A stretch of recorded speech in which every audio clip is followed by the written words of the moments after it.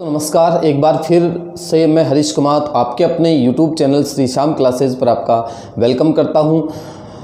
पिछले टॉपिक की अपन बात करें तो जो टॉपिक अपना चल रहा था वो रक्त परिसंचरण तंत्र था और अपन रक्त कणिकाओं के प्रकार पढ़ रहे थे। और थोड़ा सा मैं आपको बता देता हूं कि रक्त कणिकाएं अपन 3 प्रकार की पढ़ रहे थे। सबसे पहली रक्त कणिका अपन ने कंप्लीट कर ली थी RBC, और आज अपन पढ़ने जा रहे हैं दूसरी रक्त कणिका WBC। पहली रक्त कणिका जो आपकी थी वो RBC थी और दूसरी रक्त कणिका अपनी कौन सी है, WBC, जिसे श्वेत रक्त कणिका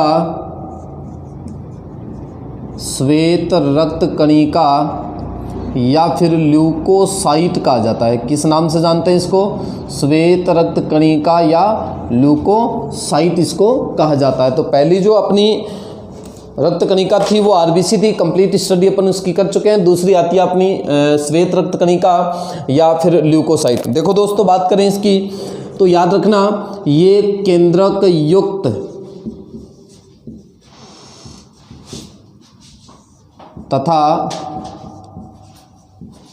पूर्ण कोशिका होती है।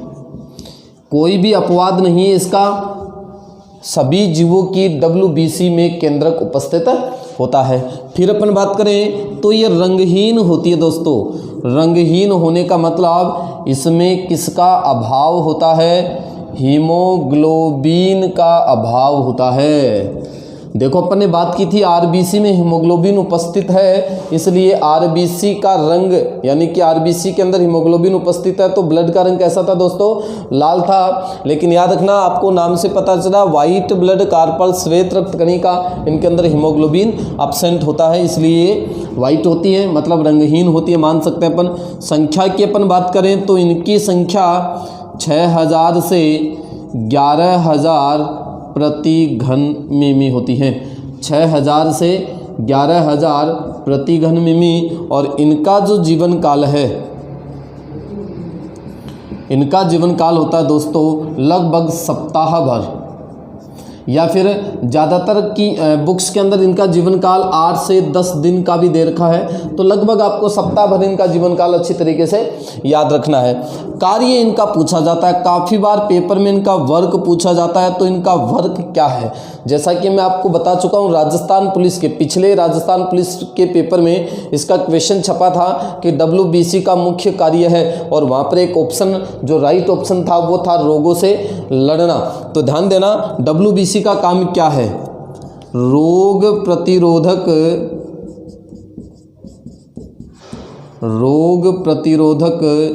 क्षमता को बनाए रखना।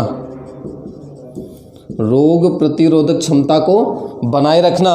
अब देखो, ये जरूरी नहीं कि आपने ये एक ही नाम याद किया तो पेपर में आपको यही ऑप्शन मिलेगा। किस किस प्रकार के ऑप्शन मिल सकते हैं, ये मैं इसी का आपको और विस्तृत रूप बता रहा हूं। आपको ऑप्शन के रूप में दे सकता है रोगों से लड़ना, दे सकता है वो हानिकारक रोगाणुओं से शरीर की सुरक्षा करना,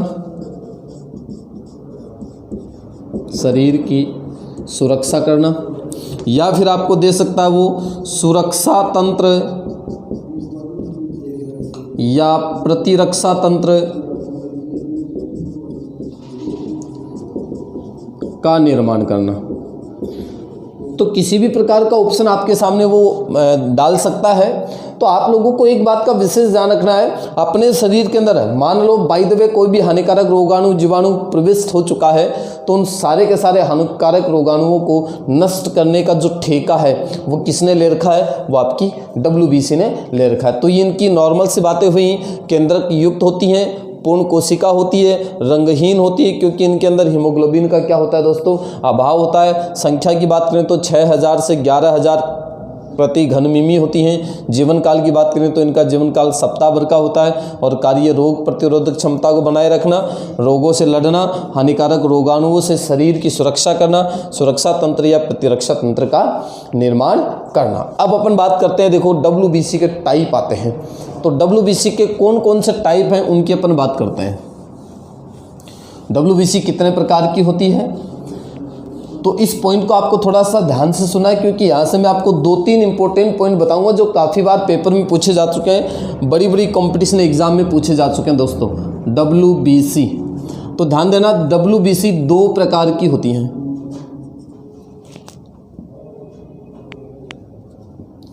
एक आती है दोस्तों ग्रेन्युलोसाइट, जिन्हें हिंदी में कणिकाणु कहा जाता है।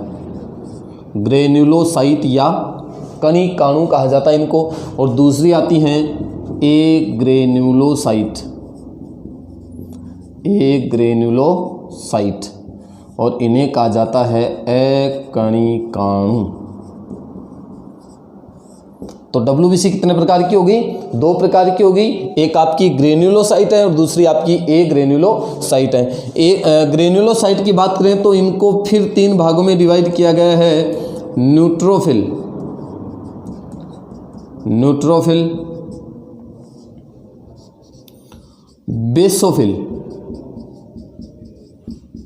बेसोफिल और इयोसिनोफिल। तो ये 3 प्रकार की तो आपकी ग्रेन्युलोसाइट, न्यूट्रोफिल, बेसोफिल, इयोसिनोफिल। और इनकी एक ग्रेन्युलोसाइट की बात करें तो ये 2 प्रकार की होती हैं दोस्तों, मोनोसाइट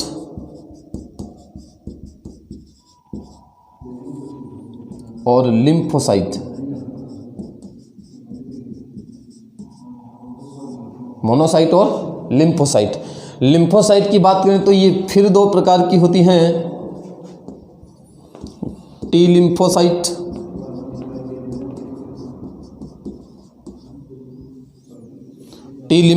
और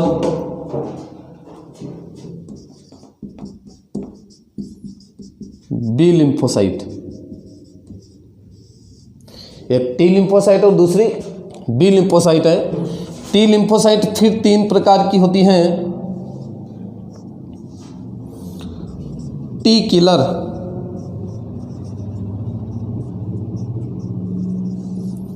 टी हेल्पर और टी सप्रेशर। ये दोस्तों आपकी WBC का डिवाइडेशन है। तो WBC श्वेत रक्त कणिकाएं मुख्यतः 2 प्रकार की हैं, ग्रेन्युलोसाइट और एग्रेन्युलोसाइट। ग्रेन्युलोसाइट को कणिकाणु कहा जाता है, एग्रेन्युलोसाइट को अकणिकाणु कहा जाता है। ग्रेन्युलोसाइट 3 प्रकार की हैं, न्यूट्रोफिल, बेसोफिल, इयोसिनोफिल। और एग्रेन्युलोसाइट या अकणिकाणु 2 प्रकार की होती हैं, मोनोसाइट और लिम्फोसाइट। लिम्फोसाइट फिर 2 तरह की हैं, टी लिम्फोसाइट, बी लिम्फोसाइट। और टी लिम्फोसाइट फिर 3 प्रकार की होती हैं, टी किलर, टी हेल्पर और टी सप्रेसर। इनमें से इंपॉर्टेंट जो क्वेश्चन बनकर के एग्जाम में आते हैं वो आप थोड़ा सा फोकस करेंगे इन बातों के ऊपर। न्यूट्रोफिल की बात करूं तो इन्हें माइक्रो पुलिसमैन कहा जाता है।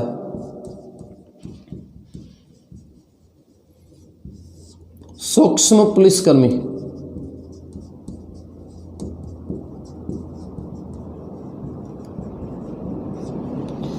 तो आपसे पूछा जा सकता है कौन सी WBC को माइक्रो पुलिसमैन के नाम से जाना जाता है, तो वो आपकी दोस्तों न्यूट्रोफिल, और इसे कहा जाता है मैक्रो पुलिसमैन।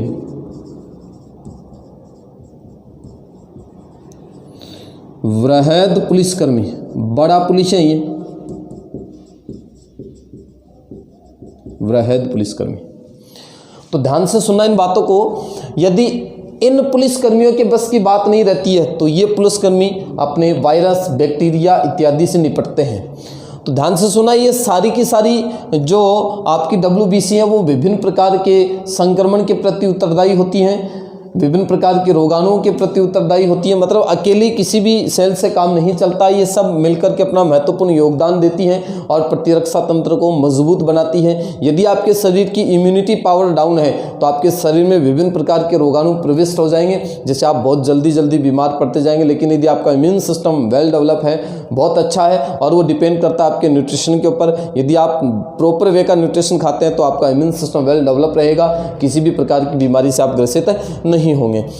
तो सूक्ष्म जो पुलिसकर्मी है, माइक्रो पुलिसमैन तो कहा जाता है आपकी न्यूट्रोफिल को, और मैक्रो पुलिसमैन किसे कहा जाता है दोस्तों, आपकी मोनोसाइट को कहा जाता है। फिर एक और इम्पोर्टेंट क्वेश्चन बनता है टी लिम्फोसाइट का, और टी लिम्फोसाइट की यदि मैं बात करूं तो मैं आपको ब्लड, यानी कि पिछली वीडियो में मैंने आपको ये बता दिया कि ब्लड का निर्माण भ्रूणावस्था में यकृत में होता है, और बात करें वयस्क अवस्था की तो वो अस्थि मज्जा में होता है। लेकिन इसका एक इम्पोर्टेंट क्वेश्चन आपको याद रखना है, और वो इम्पोर्टेंट क्वेश्चन क्या है दोस्तों, नोट लगा करके मैं आपको बता रहा हूँ इसको। टी लिम्फोसाइट के निर्माण की यदि मैं बात करूँ तो टी लिम्फोसाइट का निर्माण कहाँ हुआ, अब आप बताओ मेरे को। टी लिम्फोसाइट का निर्माण कहाँ होगा, अस्थि मज्जा में होगा, अस्थि मज्जा में। लेकिन इसका जो परिवर्धन होता है दोस्तों, परिवर्धन या परिपक्वन, ये मैं आपको एंडोक्राइन सिस्टम में पढ़ा चुका हूँ। आपको यदि थोड़ा बहुत पीछे का मैटर याद है तो आपको शायद ये बात पक्का पता चल जाएगी कि इनका परिवर्धन या परिपक्वन थाइमस ग्रंथि में हो रहा था। याद आया कुछ? थाइमस ग्रंथि देखो अपने बात की थी, जीरोंटोलॉजिस्ट बताते हैं कि इस ग्रंथि का आकार छोटा नहीं हुआ तो आदमी में बुढ़ापा नहीं आएगा, रोग प्रतिरोधक क्षमता को ये थाइमोसिन हार्मोन बनाए रखता है, तो थाइमोसिन हार्मोन की कमी होगी तो रोग प्रतिरोधक क्षमता कम हो जाएगी। तो वहाँ पर बहुत सारी बातें मैंने आपको इसकी बताई थी। तो आपको याद रखना है टी लिम्फोसाइट का निर्माण अस्थि मज्जा में होता है। कहाँ होता है दोस्तों? अस्थि मज्जा में। लेकिन इसका परिवर्धन या परिपक्वन कौन सी ग्रंथि में हुआ है? थाइमस ग्रंथि में। और याद रखना ऐसा का ऐसा सेम टू सेम लैंग्वेज का प्रश्न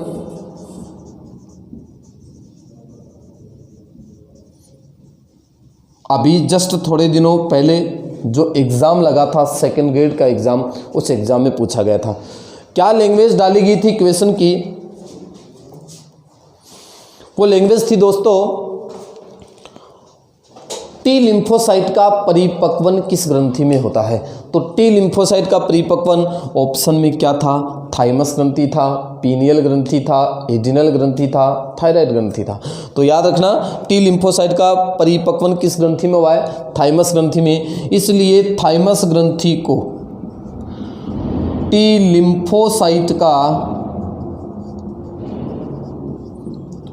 लिम्फोसाइट का प्रशिक्षण केंद्र या फिर ट्रेनिंग सेंटर कहते हैं। टी लिम्फोसाइट का प्रशिक्षण केंद्र या ट्रेनिंग सेंटर किस ग्रंथि को कहा जाता है? थाइमस ग्रंथि को कहा जाता है। तो ये 3 क्वेश्चन आपके यहाँ से निकल चुके हैं। टी लिम्फोसाइट का निर्माण अस्थि मज्जा में, परिवर्धन या परिपक्वन थाइमस ग्रंथि में, कौन सी ग्रंथि को टी लिम्फोसाइट का ट्रेनिंग सेंटर कहा जाता है? तो वो है आपकी थाइमस ग्रंथि। किस प्रकार से कहते हैं? जैसे मैं आपको एक एग्जांपल देता हूँ। आपकी कोचिंग के अंदर बहुत सारे बच्चे तैयारी करते हैं। जैसे मान लो कल को राजस्थान पुलिस की एग्ज़ाम होगी तो हम आप लोगों को सिर्फ और सिर्फ पेपर फाइट करने के लिए ये कोचिंग खुली हुई है। आप लोगों को पेपर फाइट करवा सकते हैं। फिजिकल की तैयारी आपको खुद को करनी पड़ेगी। आप एक ही कोचिंग में जैसे 5-10 स्टूडेंट, 15-20 स्टूडेंट का सिलेक्शन हुआ। अब आप सबको पता है कि पहले ऐसे ही थोड़ी कि आपको हाथ में बंदूक दे करके और थाने में आपको पोस्टेड कर दिया जाएगा। पहले आप लोगों की क्या चलेगी? ट्रेनिंग चलती है। अब आप लोगों का निर्माण तो किधर हुआ है? इधर कोचिंग के अंदर हुआ है, लेकिन आप लोगों की ट्रेनिंग कहीं और चलेगी। इसका मतलब आप लोगों को वो सारी चीज़ें सिखाई जाएंगी कि आपको किस प्रकार से दुश्मन पर वार करना है और अपने आप को बचाए रखना है। तो ऐसी की ऐसी सेम कंडीशन यहाँ है। निर्माण तो अस्थि मज्जा में हुआ है, लेकिन इनको ट्रेनिंग कौन देती है? वो आपकी थाइमस ग्रंथि है। यहाँ पर इनको ये सारी चीज़ें ऐसे मान लो कि आप सारी चीज़ें ट्रेनिंग के दौरान सिखाई जाती हैं कि आपको रोगाणु, जीवाणु, विषाणु को किस प्रकार से मारना है, कैसे इनके ऊपर अटैक करना है। तो ये था आपका WBC का डिवाइडेशन। और इस WBC के डिवाइडेशन की अपन बात करें तो ये आप लोगों के सामने लिखा पड़ा है सारा का सारा। आप इसका चाहे तो स्क्रीनशॉट मार सकते हैं, क्योंकि आपके लिए ये बहुत ही इंपॉर्टेंट है। तो ये आपकी WBC कंप्लीट होती है। और तीसरा जो आपका पॉइंट आता है दोस्तों, वो है आपकी बिंबाणु प्लेटलेट्स। और इसका भी एक क्वेश्चन बड़ा ही इंपॉर्टेंट पूछा जाता है पेपर में, काफ़ी बार आ चुका है। और वो क्या क्वेश्चन है देखो, हालांकि उस क्वेश्चन की अपन चर्चा कर चुके हैं पहले। तो तीसरी आपकी रक्त कणिका आती है बिंबाणु, बिंबाणु या प्लेटलेट्स, प्लेटलेट्स या कौन सा साइट है, थ्रोम्बोसाइट। एरिथ्रोसाइट नाम दिया था अपन ने किसको, आरबीसी को। डब्ल्यूबीसी का नाम था ल्यूकोसाइट और आपकी प्लेटलेट्स का नाम क्या है, थ्रोम्बोसाइट। तो देखो बात करते हैं दोस्तों, इनमें केंद्रक का अभाव होता है, मतलब बिंबाणु में भी केंद्रक उपस्थित है नहीं होता है, नहीं पाया जाता है। इसके अलावा अपन बात करें तो स्तनधारियों में, इनकी यदि अपन बात करें तो स्तनधारियों में प्लेटलेट्स पाई जाती हैं, स्तनधारियों में तो प्लेटलेट्स पाई जाती हैं, लेकिन बाकी कशेरुकी प्राणियों में, अन्य जो कशेरुकी प्राणी होते हैं स्तनधारियों को छोड़ करके, इन कशेरुकी प्राणियों में प्लेटलेट्स क्या होती हैं, एब्सेंट होती हैं, नहीं पाई जाती हैं। तो अब इनके अंदर से रक्त का थक्का कैसे बनेगा, तो इनके अंदर अन्य कशेरुकी प्राणियों में प्लेटलेट्स के स्थान पर कुछ विशिष्ट प्रकार की सेल्स पाई जाती हैं जिन्हें स्पिंडल सेल्स कहा जाता है। कौन सी सेल कहा जाता है दोस्तों, स्पिंडल सेल्स कहते हैं। और ये स्पिंडल सेल्स क्या काम संपन्न करती हैं, रक्त का थक्का बनाती हैं।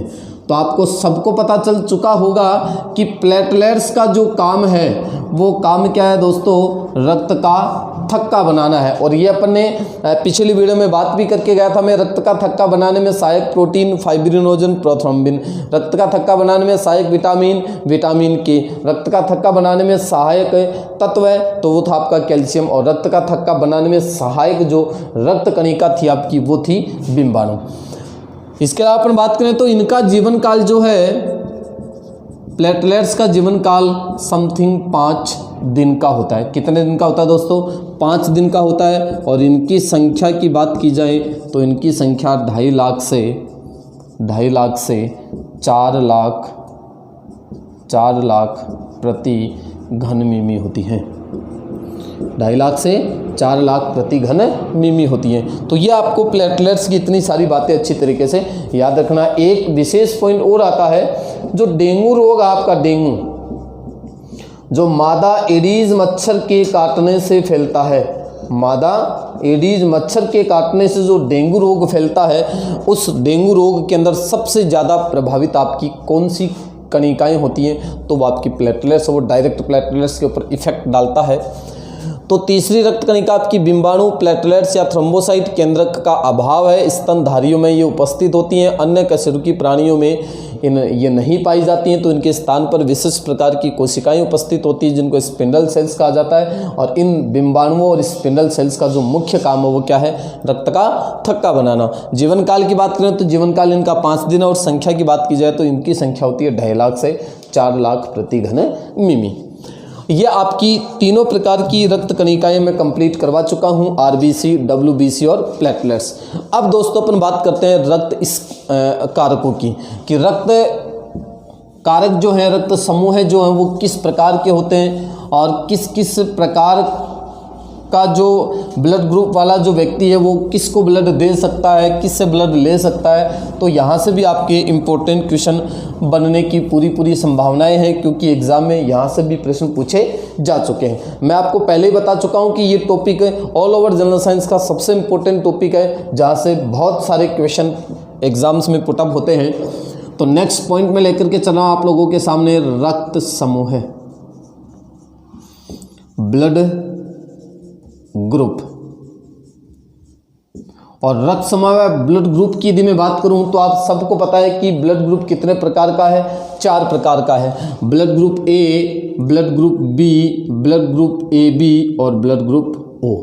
4 प्रकार का रक्त समूह होता है। और इस रक्त समूह के खोजकर्ता की यदि अपन बात करें, आपसे प्रश्न पूछा जाता है रक्त समूह के खोजकर्ता कौन है, तो दोस्तों याद रखना रक्त समूह के खोजकर्ता कार्ल लैंडस्टीनर को माना जाता है।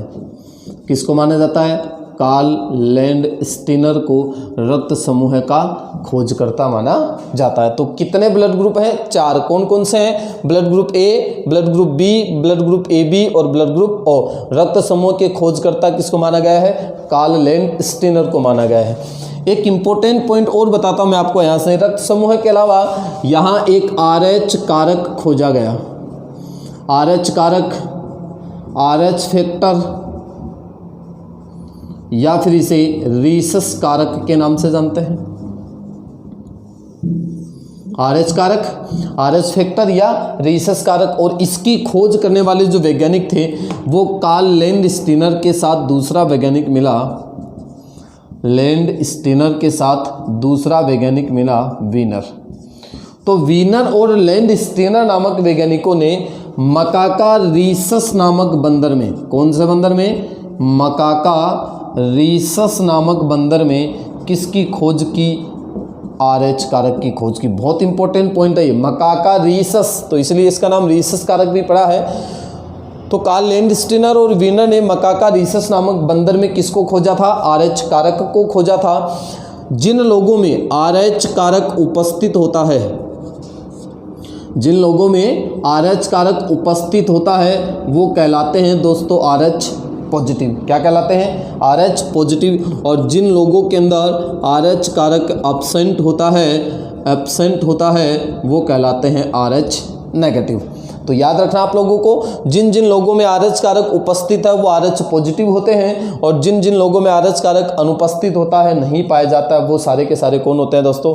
RH नेगेटिव होते हैं। याद रखना, एक छोटा सा आंकड़ा मैं आपको बता रहा हूँ। विश्व की यदि बात करें तो विश्व में 85% लोग हैं RH पॉजिटिव।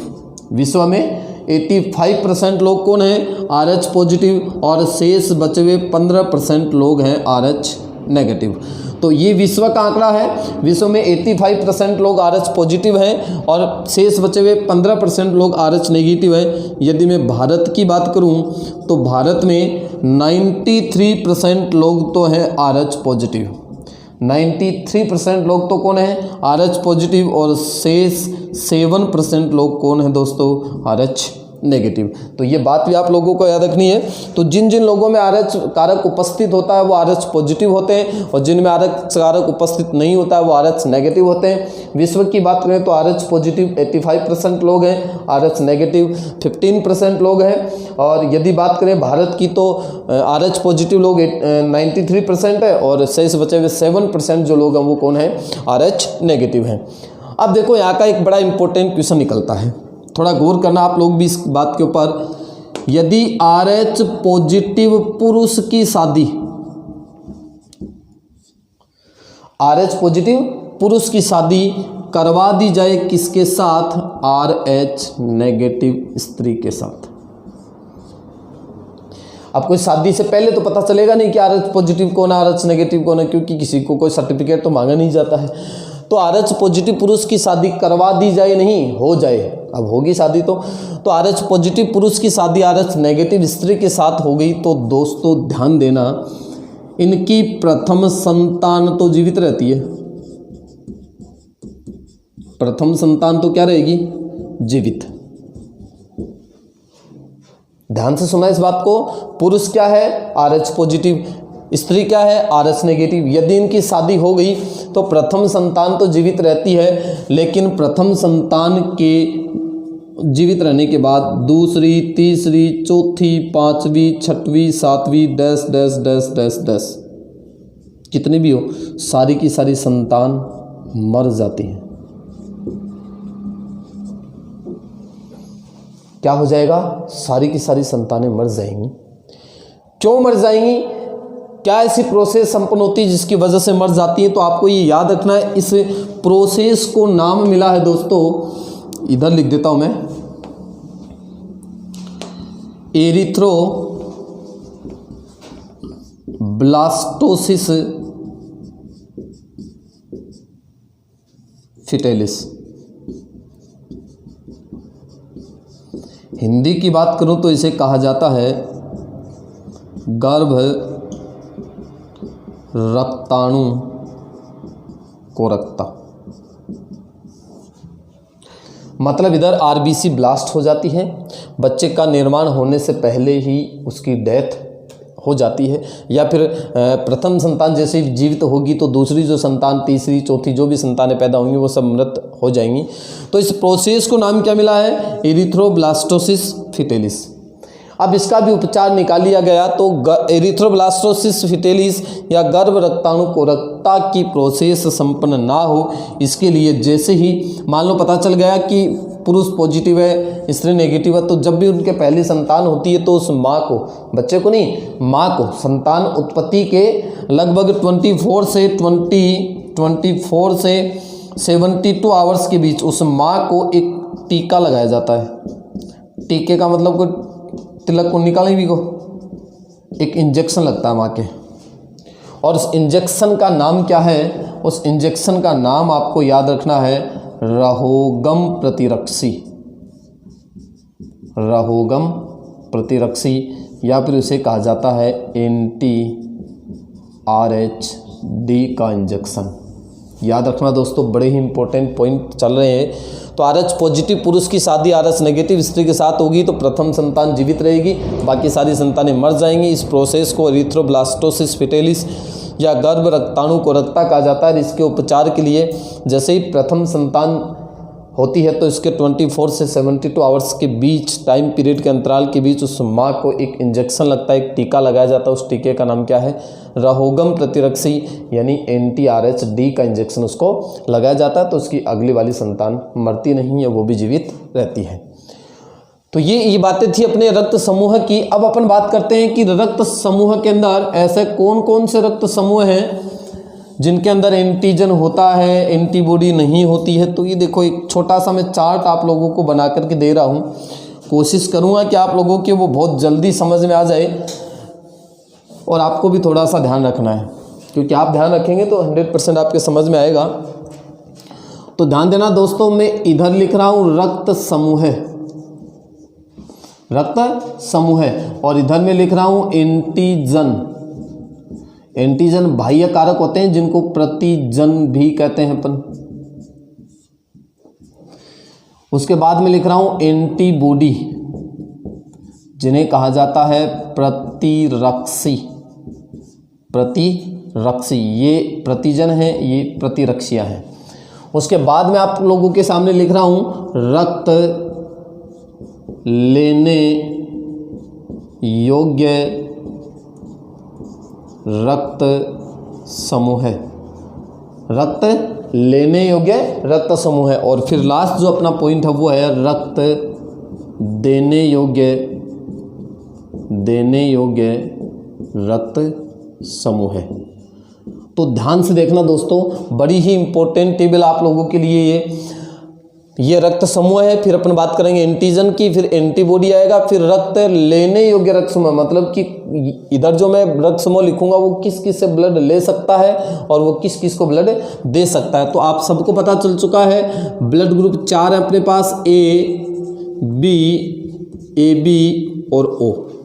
ये 4 ब्लड ग्रुप अपने पास A, B और O। तो ध्यान देना दोस्तों, एंटीजन की बात करें तो ब्लड ग्रुप A का जो एंटीजन होता है, ब्लड ग्रुप A का जो एंटीजन होता है वो आप लोगों को भी पता होना चाहिए कि वो क्या है। तो इस बात को आपको थोड़ा थोड़ा क्लियर करना है।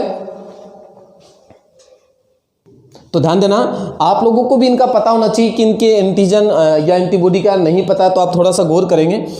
ए ब्लड ग्रुप का जो एंटीजन होता है वो कैपिटल ए होता है, सेम टू सेम होता है। बी का जो एंटीजन होता है वो कैपिटल बी होता है। ए बी का जो एंटीजन है वो ए बी नहीं होगा दोस्तों, ए तथा बी होगा। याद रखना, ए बी डायरेक्ट नहीं होगा, ए तथा बी होगा।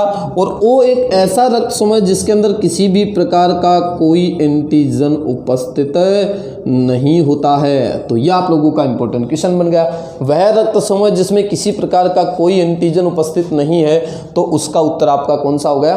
ओ ब्लड ग्रुप हो गया, जिसके अंदर किसी प्रकार का एंटीजन उपस्थित नहीं होता है। तो ध्यान देना, इसलिए ओ ब्लड ग्रुप को कहा जाता है दोस्तों सार्वत्रिक दाता रक्त समूह है। सार्वत्रिक दाता रक्त समूह कौन सा है रे दोस्तों? ओ ब्लड ग्रुप है जो सभी को ब्लड दे सकता है।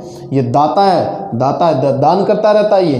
तो ओ ब्लड ग्रुप वाला व्यक्ति दाता है, मतलब कि जिस व्यक्ति के ब्लड का ब्लड ग्रुप ओ है वो सभी को ब्लड दे सकता है। तो वो टेबल देखना आपकी कितनी जल्दी क्लियर हो जाएगी। तो ए का एंटीजन कैपिटल ए, बी का antigen capital B, A B का एंटीजन कैपिटल ए तथा कैपिटल बी, और ओ का कोई एंटीजन नहीं होता है। ठीक इसी प्रकार एंटीबॉडी की बात करें तो ए का जो एंटीबॉडी होता है वो होता है दोस्तों स्मॉल बी। एक तो इनका उल्टा है, दूसरी जो स्मॉल लेटर आ गए हैं इधर कैपिटल थे वो स्मॉल लेटर आ गए। बी का एंटीबॉडी होता है स्मॉल ए। और याद रखना दोस्तों ए बी में किसी भी प्रकार का कोई एंटीबॉडी उपस्थित नहीं होता है, और इसका एंटीबॉडी होता है ए तथा बी। तो देखो ए का एंटीबॉडी हो गया बी का एंटीबॉडी हो गया ए, और ए बी में किसी भी प्रकार का एंटीबॉडी नहीं है, जबकि ओ का एंटीबॉडी हो गया ए तथा बी। अब ये एब्सेंट है, तो याद रखना दोस्तों सार्वत्रिक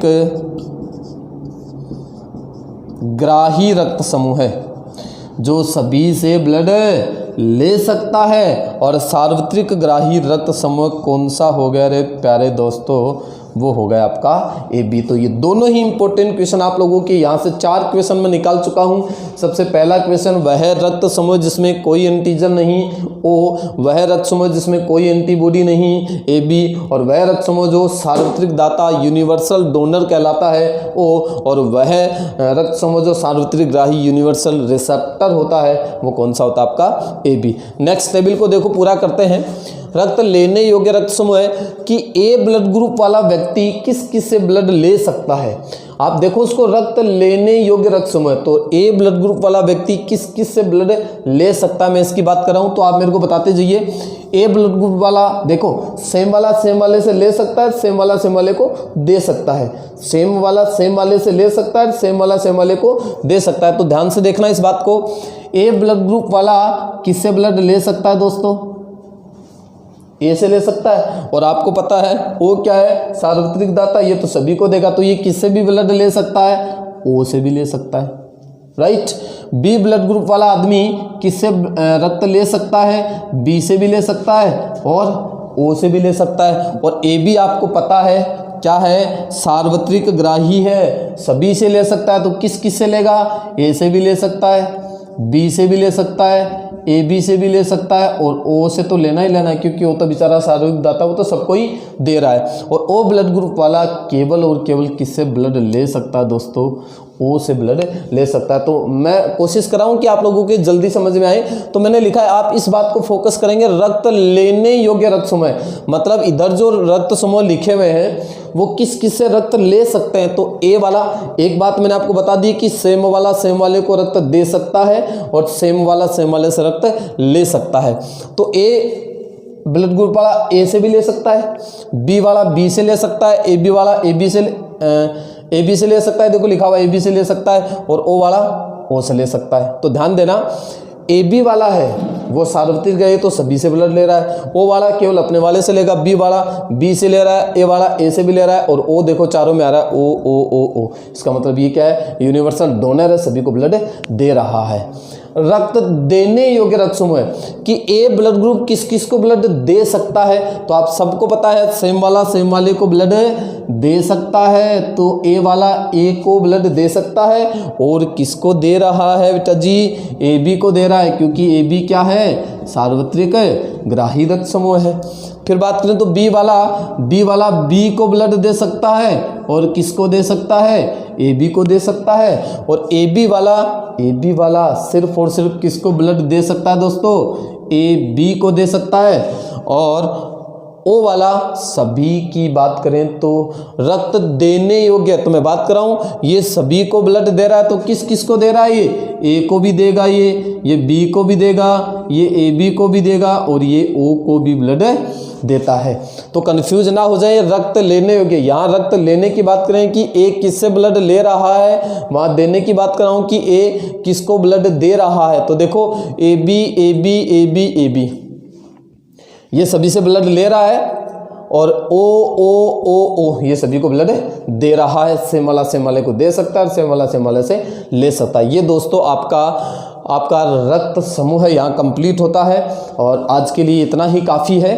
अगले जो टॉपिक है मैं आपको बात करूं तो मैं आपको आज पहले ही बता देता हूं, अगला जो बड़ा इंपॉर्टेंट टॉपिक जो आ रहा है अपना वो है दिल है कि मानता नहीं। तो तब तक आप बने रहिए मेरे साथ, दिल का टॉपिक लेकर के मैं आपके सामने नेक्स्ट वीडियो में आ रहा हूं। तब तक आप लगातार लाइक करते रहिए, शेयर करते रहिए, सब्सक्राइब जरूर करवाइएगा। Thank you all of you.